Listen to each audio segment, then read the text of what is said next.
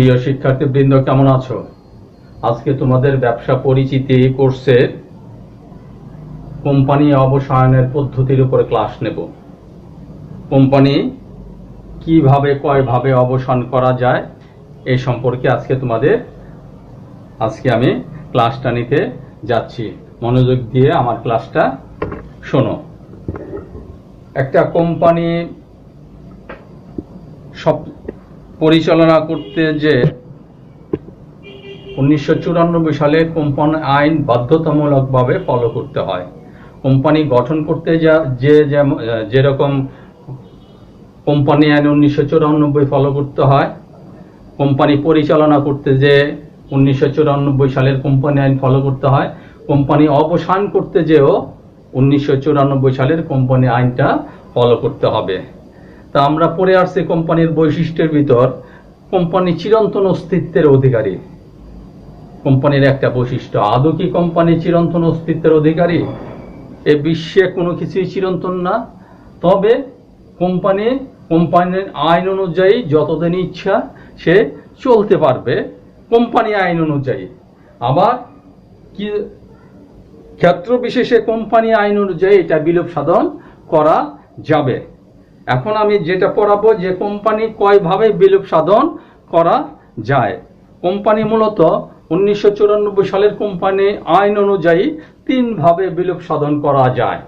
3 ভাবে হলো, 1 নম্বর হলো আদালত কর্তৃক বাধ্যতামূলক অবসায়ন বা বিলোপ সাধন, 2 নম্বর হলো স্বেচ্ছাকৃত বিলোপ সাধন, 3 নম্বর হলো আদালতের তত্ত্বাবধানে বিলোপ সাধন। তাহলে আমি বললাম 3 ভাবে বিলোপ সাধন করা যায়। 1 নম্বর হলো আদালত কর্তৃক বাধ্যতামূলক বিলোপ সাধন, আদালত কর্তৃক বাধ্যতামূলক বিলোপ সাধন। 2 নম্বর হলো স্বেচ্ছাকৃত বিলোপ সাধন। 3 নম্বর হলো আদালতের তত্ত্বাবধানে বিলোপ সাধন।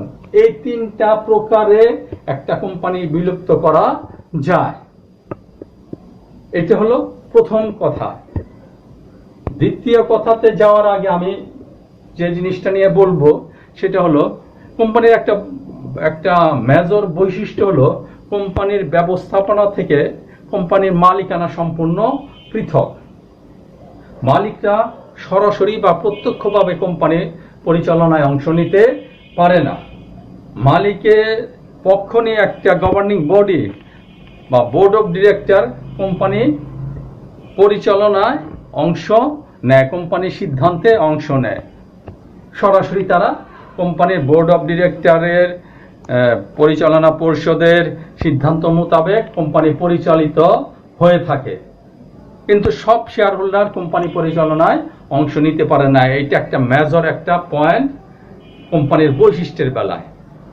এখন কোম্পানির শেয়ার হোল্ডারদের, কোম্পানিতে মূল স্বার্থ হলো শেয়ার হোল্ডারদের, মালিকদের স্বার্থ।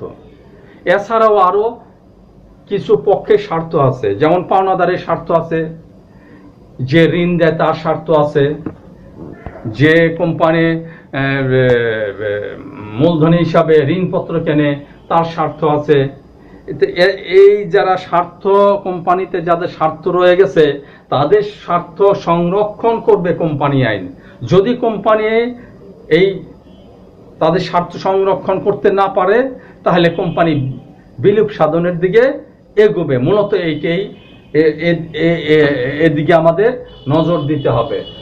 তাহলে আদালত কর্তৃক বাধ্যতামূলক অবসায়ন কোম্পানি আইনের 234 ধারায় কোম্পানি অবসায়নের এই 3টা পদ্ধতি দেয়া আছে। প্রথমটা আদালত কর্তৃক বাধ্যতামূলক অবসায়ন, এইটা এখন আমরা আলোচনা করব। আদালত কর্তৃক বাধ্যতামূলক অবসায়ন করতে যে বলা যায় নিম্নোক্ত কারণে আদালত কর্তৃক বাধ্যতামূলক অবসান হয়। কোন সময় আদালত একটা কোম্পানি অবসায়নের ঘোষণা দিতে পারে? 1 নম্বর, কোম্পানির সদস্যদের বা কোম্পানির শেয়ার হোল্ডাররা বিশেষ সভা আহ্বান করে কোম্পানির অবসায়নের সিদ্ধান্ত নিলে এই কোম্পানিতে আদালত বাধ্যতামূলক অবসায়নের ঘোষণা দিতে পারে। বিধিবদ্ধ সভা বা বিধিবদ্ধ বিবরণী জমাদানের ব্যর্থতার জন্য কোম্পানি অবসায়ন হতে পারে। একটা কোম্পানি তার বিধিবদ্ধ সভা আহ্বান করতে হয়। কোম্পানির লাইফে এই বিধিবদ্ধ সভা একবারই হয়ে থাকে। কোম্পানি গঠন করার পর যে সভাটা প্রথম পর্যায়ে করা হয় সেটা হলো কোম্পানির বিধিবদ্ধ সভা। এই সভার কোম্পানি করা ম্যান্ডেটরি, করতেই হবে। এই সভাটা যদি কোম্পানি না করে অথবা বিধিবদ্ধ বিবরণী নিবন্ধকের অফিসে জমা না দেয় তাহলে কোম্পানিটা অবসায়ন আদালত করতে পারে। 3 নম্বর হলো ব্যবসা শুরুতে বিলম্ব বা ব্যর্থ হলে। ব্যবসা যদি শুরু করতে যে সে বিলম্ব করে, এক ব্যবসা বা কোম্পানি গঠন করার পর 1 বছরের ভিতর যদি সে ব্যবসাটা শুরু না করে তাহলে এই কোম্পানিটা আদালত বিলুপ্ত ঘোষণা করতে পারে। প্রতিটা ধারা আছে, যেমন বিশেষ সভার মাধ্যমে যখন সদস্যরা কোম্পানির বিলুপ্ত সাধন করবে সেটা হলো 241 ধারা। বিধিবদ্ধ সভার বিবরণী বা বিধিবদ্ধ বিবরণী জমাদানে ব্যর্থ হলে 241 খ ধারা। ব্যবসা শুরুতে বিলম্ব বা ব্যর্থ হলে 241 ঘ ধারা। সদস্য সংখ্যা সর্বনিম্ন সদস্য সংখ্যা না হলে, প্রাইভেট লিমিটেড কোম্পানির সর্বনিম্ন সদস্য সংখ্যা 2 জন আর পাবলিক লিমিটেড কোম্পানির সর্বনিম্ন সদস্য সংখ্যা 7 জন। এর নিচে যদি হয় সদস্য সংখ্যা, যদি সদস্য সংখ্যা না থাকে তাহলে আদালত ওই কোম্পানিটা বিলুপ্ত করতে পারবে। ঋণ পরিশোধে অক্ষম হলে 241 ও। একটা কোম্পানি, একটা ব্যবসা প্রতিষ্ঠান বিভিন্ন পক্ষের কাছ থেকে ঋণ নিয়ে থাকে। এই ঋণটা কোম্পানি পরিচালনার বেলায় বিভিন্ন সময় পরিশোধ করতে হয়। কোম্পানির ঋণ পরিশোধের এই সামর্থ্যটা যদি আদালত মনে করে যে সামর্থ্য তার নেই তাহলে এই কোম্পানিটা সে বিলুপ সাধন করতে পারে। অন্য কোনো ন্যায়সঙ্গত কারণে বলা যাচ্ছে যে এই কোম্পানিটা সচ্ছলতার সাথে পরিচালনা হচ্ছে না, কোম্পানির পরিচালনা পরিষদ ঠিক মতো কাজ করছে না, বা কোম্পানিটা আগামীতে লোকসানে যেতে পারে। বিভিন্ন কারণে আদালত যদি যুক্তিসঙ্গত মনে করে যে এই কোম্পানিটা বিলুপ্ত করার দরকার, আদালত বিলুপ্ত করতে পারে। এটা হলো এই আদালত কর্তৃক বাধ্যতামূলক বিলুপ সাধনের এই কয়টা কারণ। 1 নম্বর আবার বলি, বিশেষ সভা, সদস্যরা বিশেষ সভা ডাকবে বা শেয়ার হোল্ডাররা বিশেষ সভা ডেকে এটা বিলুপ্ত করতে পারে। বিধিবদ্ধ সভা আহ্বান না করলে অথবা বিধিবদ্ধ বিবরণী জমা দানে ব্যর্থ হলে আদালত কোম্পানি বিলুপ্ত করতে পারে। ব্যবসার শুরুতে বিলম্ব বা ব্যর্থ হলে বিলুপ্ত হতে পারে। সর্বনিম্ন সদস্য না হলে বিলুপ্ত হতে পারে। ঋণ পরিশোধে অক্ষম হলে বিলুপ্ত হতে পারে। অন্য কোনো ন্যায়সঙ্গত কারণে আদালত বিলুপ্ত করতে পারে। এটা হলো আদালত কর্তৃক বিলুপ সাধন। এখন বিলুপ সাধন আবেদনটা করবে কে? আদালতের কাছে যেতে হবে যে কোম্পানির অবস্থা এই, কোম্পানি এই কারণে বিলুপ্ত করতে চাচ্ছি। আবেদন করতে পারে কোম্পানি নিজে, কোম্পানির পরিচালকগণ কোম্পানি বিলুপ সাধনের আবেদন করতে পারে। প্রদায়ক হলো কন্ট্রিবিউটর, তারা হলো কোম্পানির বিলুপ সাধনের সময় যারা কোম্পানির দায় দেনা পরিশোধ করতে বাধ্য থাকে তাদেরকে বলা হয় প্রদায়ক বা কন্ট্রিবিউটর। সাধারণত পাবলিক লিমিটেড কোম্পানির শেয়ার হোল্ডাররাই প্রদায়ক হতে পারে। নিবন্ধক,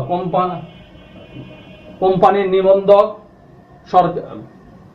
আদালতের কাছে আবেদন করে কোম্পানি বিলোপের আবেদন করতে পারে। শেয়ার হোল্ডাররা আবেদন করতে পারে। যারা কোম্পানিতে ঋণ দেয় তারা আবেদন করতে পারে। এই পক্ষগুলি আবেদন করলে একটা প্রসিডিউরের ভিতর আদালত কোম্পানিকে বাধ্যতামূলকভাবে বিলুপ্ত করতে পারে। এটা হলো আদালত কর্তৃক বিলুপ সাধন। নেক্সট হলো স্বেচ্ছাকৃত বিলুপ সাধন। স্বেচ্ছাকৃত বিলুপ সাধন এটা সাধারণত কোম্পানির শেয়ার হোল্ডাররা কোম্পানি বিশেষ সভার মাধ্যমে যখন বিলুপ সাধন ঘটায় তাকে বলা হয় স্বেচ্ছামূলক বিলুপ সাধন। মূলত শেয়ার হোল্ডাররা সভা আহ্বানের মাধ্যমে সিদ্ধান্ত নিয়ে এটা বিলুপ সাধন কোম্পানি বিলোপ সাধনের যখন সিদ্ধান্ত নেয় তখন তাকে বলা হয় স্বেচ্ছামূলক বিলোপ সাধন। স্বেচ্ছামূলক বিলোপ সাধন দুই রকম, সদস্য বৃন্দ কর্তৃক স্বেচ্ছাকৃত বিলোপ সাধন, আরেকটি হলো পাওনাদার কর্তৃক স্বেচ্ছাকৃত বিলোপ সাধন।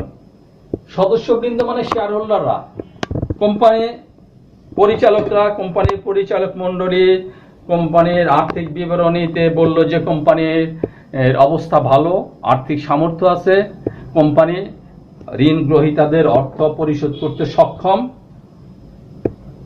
একটা নির্দিষ্ট সময় দেবে, তার সময়টা 3 বছরের বেশি হবে না, এই সময়ের ভিতর সে ঋণ পরিশোধ করতে সক্ষম, এরকম ঘোষণা দেওয়ার পর যখন সদস্যরা একটা সভা আহ্বান করে কোম্পানিটা বিলোপ সাধন ঘটায় তখন তাকে বলা হয় সদস্য কর্তৃক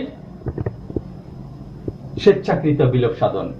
আবার বলি, কোম্পানির আর্থিক সামর্থ্য ভালো, আর্থিক সামর্থ্য আছে ঋণ পরিশোধের, এমত অবস্থায় কোম্পানিটার সদস্যবৃন্দ যখন বিলোপ সাধনের সিদ্ধান্ত নেয় তখন তাকে বলা হয় সদস্য কর্তৃক স্বেচ্ছাকৃত বিলোপ সাধন। আর পাওনাদার কর্তৃক স্বেচ্ছাকৃত বিলোপ সাধন হবে ওই বিলোপ সাধন যেখানে কোম্পানির আর্থিক অবস্থা ভালো নয়, এমত অবস্থায় পরিচালকরা কোম্পানির আর্থিক অবস্থা ভালো নয় এরকম ডিক্লারেশনের আগে, এরকম বিবরণী প্রকাশের আগেই শেয়ার হোল্ডাররা সভা করে কোম্পানিটার বিলোপ সাধনের সিদ্ধান্ত নেয়, তাকে বলা হয় পাওনাদার কর্তৃক স্বেচ্ছাকৃত বিলোপ সাধন। এক্ষেত্রে সদস্য কোম্পানির শেয়ার হোল্ডাররা সভা আহ্বান করে, সভাটা হবে শেয়ার হোল্ডারদের, কিন্তু স্বার্থ দেখা হয় পাওনাদারদের। পাওনাদারদের অর্থ পরিশোধ করতে যখন ব্যর্থ হবে, পাওনাদারদের অর্থ পরিশোধ করার সামর্থ্য যখন থাকবে না, এই মর্মে শেয়ার হোল্ডাররা যদি জ্ঞাত হয়, কোম্পানির আর্থিক সংগতির বিবরণী প্রকাশ করার আগেই সদস্যরা এই কোম্পানির বিলোপ সাধনের সিদ্ধান্ত নিতে পারে। এটাকে হলে পাওনাদার কর্তৃক বিলোপ সাধন। এইটা হলো স্বেচ্ছাকৃত বিলোপ সাধনের দুইটা পার্ট। 1 নম্বর হলো সদস্যরা আর্থিক অবস্থা ভালো থাকলেও সিদ্ধান্ত নিয়ে বিলোপ সাধন করতে পারে। 2 নম্বর হলো আর্থিক অবস্থা ভালো না, কিন্তু ভালো না এই মর্মে ডিক্লারেশন, এই মর্মে বিবরণী প্রকাশের আগেই সদস্যরা যখন সিদ্ধান্ত নেয় বিলোপ সাধনে, তাকে বলা হয় পাওনাদার কর্তৃক বিলোপ সাধন। পাওনাদাররা বিলোপ সাধন করে না, বিলোপ সাধনের সিদ্ধান্ত নেয় সদস্যরা, শেয়ার হোল্ডাররা, কিন্তু তাকে বলা হয় পাওনাদার কর্তৃক বিলোপ সাধন। তাহলে দুইটা গেল, একটা হলো আদালত কর্তৃক বিলোপ সাধন, আরেকটা হলো স্বেচ্ছাকৃত বিলোপ সাধন। স্বেচ্ছাকৃত বিলোপ সাধন দুই রকম, সদস্য কর্তৃক স্বেচ্ছাকৃত বিলোপ সাধন, আরেকটা হলো পাওনাদার কর্তৃক স্বেচ্ছাকৃত বিলোপ সাধন। নেক্সট হলো আদালতের তত্ত্বাবধানে বিলোপ সাধন। আদালতের তত্ত্বাবধানে বিলোপ সাধন। আদালত একটা কোম্পানি যখন বিলোপ সাধনে যায় তখন ওই কোম্পানির লিকুইডেটর, ইংরেজিতে বলে লিকুইডেটর, বাংলায় বলে অবসায়ক, নিয়োগ করে থাকে। এখন বিলোপ সাধন প্রক্রিয়ার ভেতর যখন বিভিন্ন সমস্যা দেখা দেয় তখন আদালত এটার ভিতর হস্তক্ষেপ করে এবং তারা এই বিলোপ সাধনটা আদালতের নিয়ন্ত্রণে নিয়ে নেয়। এটাকে বলা হয় আদালতের তত্ত্বাবধানে বিলোপ সাধন। যেমন প্রথম উদ্দেশ্যে যখন কোম্পানি বিলোপ সাধন হচ্ছে মনে করে আদালত, তখন এইটা বিলোপ সাধন প্রক্রিয়াটা আদালত নিজের কাছে নিয়ে নেয়। যথাযথ নিয়ম অনুসরণে ব্যর্থতা, বিলোপ সাধনের সময় এটা যখন এটার বিভিন্ন সম্পত্তির দায়, সম্পত্তি বিক্রি করার বেলায় বা দায় পরিশোধের বেলায় যখন বিভিন্ন নিয়মটা, যথাযথ নিয়ম আইন অনুযায়ী যখন ব্যবস্থা নিতে ব্যর্থ হয় লিকুইডেটর, তখন আদালত এটার উপরে হস্তক্ষেপ করে থাকে। বিলোপ সাধনের অনিয়ম এবং পক্ষপাতিত্ব, লিকুইডেটর অবসায়ক, যাকে দিয়ে বিলোপ সাধন করা হয়, যে পক্ষ দিয়ে বিলোপ সাধন করা হয় তাকে বলা হয় লিকুইডেটর বা অবসায়ক। সে বিলোপ সাধন প্রক্রিয়ায় বিভিন্ন যদি অনিয়ম করে থাকে বা শেয়ার হোল্ডারদের বা পাওনাদারের পক্ষ নিয়ে কোনো কাজ করে থাকে, তখন আদালতের এটা গোচরীভূত হলে আদালত এই ক্ষেত্রে ব্যবস্থা নিতে পারে। আদালত বিলোপ সাধনের উপর হস্তক্ষেপ করে থাকে। আদালত নিজ দায়িত্বে বিলোপ সাধনের কাজ করে থাকে। অন্য কোনো যুক্তিসঙ্গত কারণে আদালত যদি মনে করে যে এই বিলোপ সাধন প্রক্রিয়ায় যে কোম্পানির যে সম্পত্তি রয়েছে, এই সম্পত্তি বিক্রির বেলায় অবসায়ক মূল্য নির্ধারণে কম বেশ করতেছে, তাহলে আদালত এটার উপরে হস্তক্ষেপ করতে পারে।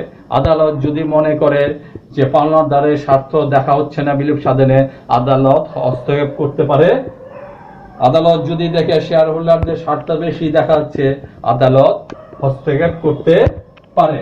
তাহলে বিলোপ সাধনের প্রক্রিয়া সাধারণত 3 পদ্ধতিতে কোম্পানি বিলোপ সাধন হয়: আদালত কর্তৃক বাধ্যতামূলক বিলোপ সাধন, স্বেচ্ছাকৃত বিলোপ সাধন, আদালতের তত্ত্বাবধানে বিলোপ সাধন। আদালত কর্তৃক বিলোপ সাধন বা আদালত কর্তৃক অবসায়নের কারণগুলি বললাম। শেয়ার হোল্ডাররা বিলোপ সাধন করতে পারে, কোম্পানির বিভিন্ন নিয়ম কানুন পালনে ব্যর্থ হলে বিলোপ সাধন হতে পারে, এখানে এটা বলা আছে। স্বেচ্ছাকৃত বিলোপ সাধন 2 রকম: সদস্য কর্তৃক বিলোপ সাধন, পাওনাদার কর্তৃক বিলোপ সাধন, আদালতের তত্ত্বাবধানে বিলোপ সাধন। এই বিলোপ সাধনের টোটাল প্রক্রিয়াটা এটা হলো এরকম একটা প্রক্রিয়া। প্রতিটা ক্ষেত্রে প্রতিটা জায়গায় কোম্পানি আইন ফলো করে এই বিলোপ সাধন প্রক্রিয়াটা সম্পন্ন করতে হবে। যদি কোম্পানি আইন ফলো না করা হয়, যদি দেখা যায় কোনো পক্ষের প্রতি পক্ষপাতিত্ব আছে বা কোনো পক্ষকে ঠকানো হচ্ছে, তাহলে এই ক্ষেত্রে কোম্পানি আইন 1994 সাল যে কোম্পানি আইন, ওই অনুযায়ী ব্যবস্থা নেওয়া যাবে। এটা হলো ওভারঅল তাহলে বিলোপ সাধনের একটা পদ্ধতি। কোম্পানি যেমন সৃষ্টির বেলায়, গঠনের বেলায় 1994 সালের কোম্পানি আইন মোতাবেক করতে হবে, কোম্পানি বিলোপ সাধনের বেলায়ও 1994 সালের কোম্পানি আইন অনুযায়ী করতে হবে। আইন ফলো করে করতে হবে। মূলত এই যে 3টা পদ্ধতি, 3 ভাবে বিলোপ সাধন হয়: আদালত কর্তৃক বিলোপ সাধন, স্বেচ্ছাকৃত বিলোপ সাধন, আদালতের তত্ত্বাবধানে বিলোপ সাধনে, এই 3টা কোম্পানি আইন অনুযায়ী করতে হবে। আদালত ধারা 241 অনুযায়ী বিভিন্ন কারণে বিলোপ সাধন করতে পারে। স্বেচ্ছাকৃত বিলোপ সাধন 290 ধারা অনুযায়ী স্বেচ্ছাকৃত বিলোপ সাধন হয়ে থাকে। আর স্বেচ্ছাকৃত বিলোপ সাধনের পদ্ধতি যে সভাগুলি হবে, এটা হবে 286 ধারা মোতাবেক। আর আদালতের তত্ত্বাবধানের বিলোপ সাধন, আদালতের এই ক্ষেত্রে আদালতের এখতিয়ার বেশি, আদালতের অবজারভেশন বেশি থাকবে। আদালতের তত্ত্বাবধানে যখন বিলোপ সাধন যাবে, এই ক্ষেত্রে আদালত অবজারভেশন বেশি থাকবে। আদালত বিভিন্ন পক্ষ বিপক্ষের উদ্দেশ্য, তাদের সুবিধা অসুবিধা বিবেচনায় নিয়ে আদালত এই বিলোপ সাধনের কাজটা সম্পন্ন করবে। সেটা হলো আদালতের তত্ত্বাবধানে বিলোপ সাধন। এই 4টা ক্ষেত্রে আদালত যদি মনে করে যে আদালত নিজের নিয়ন্ত্রণে নিয়ে বিলোপ সাধন করবে, আদালত নিয়ন্ত্রণটা নিতে পারে। এটা হলো ওভারঅল বিলোপ সাধনের যে পদ্ধতি, কিভাবে বিলোপ সাধন করা যায়, এটা আজকে তোমাদের বললাম। প্রতিটা ক্ষেত্রে এই ডিটেলস আরো বলতে হবে। এই যে আদালত কর্তৃক বিলোপ সাধন, এটার জন্য তোমাদের একটা 40 মিনিটের ক্লাস নিতে হবে। স্বেচ্ছাকৃত বিলোপ সাধনের জন্য আলাদা 40 মিনিটের ক্লাস নিতে হবে। এই 2টা খুব ভালোভাবে যদি বলতে হয়, তাহলে এটা আইন অনুযায়ী বিভিন্ন ডিটেলস বলতে গেলে 2টার জন্য আলাদা 2টা ক্লাস দরকার পড়ে। আমি তোমাদের এই একটা ক্লাসের ভিতর ওভারঅল বিলোপ সাধনের পদ্ধতিটা আজকে আলোচনা করলাম। তাহলে প্রথম থেকে যদি বলি বিলোপ সাধনের কয়ভাবে একটা কোম্পানি বিলোপ সাধন করা যায়, একটা কোম্পানি 3 ভাবে বিলোপ সাধন করা যায়। কি ভাবে? আদালত কর্তৃক বাধ্যতামূলক বিলোপ সাধন, 2 নম্বর স্বেচ্ছাকৃত বিলোপ সাধন, 3 নম্বর আদালত তত্ত্বাবধানে বিলোপ সাধন। এক্ষেত্রে স্বেচ্ছামূলক বিলোপ সাধন আবার 2 রকম: সদস্য কর্তৃক স্বেচ্ছামূলক বিলোপ সাধন, আরেকটা হলো পাওনাদার কর্তৃক স্বেচ্ছাকৃত বিলোপ সাধন। এটা হলো এটার মূল পড়া। আশা করি আজকের এই লেকচারটা তোমাদের কোম্পানি বিলুপ সাধনের পদ্ধতি সম্পর্কে তোমরা কিছু জানতে পারলে। সামনের ক্লাসে এ নিয়ে আরো ডিটেলস আলোচনা করব। আজকে আমার ক্লাস এই পর্যন্তই। তোমরা এই করোনাকালীন সময় ভালো থেকো, সুস্থ থাকো, স্বাস্থ্যবিধি মেনে পড়াশোনা করো, ঘরের ভেতর থাকো, অযথা ঘরের বাইরে যাবে না। এই হলো আমার উপদেশ। ঘরে থেকে মনোযোগ দিয়ে পড়াশোনা করো। খুদা হাফেজ।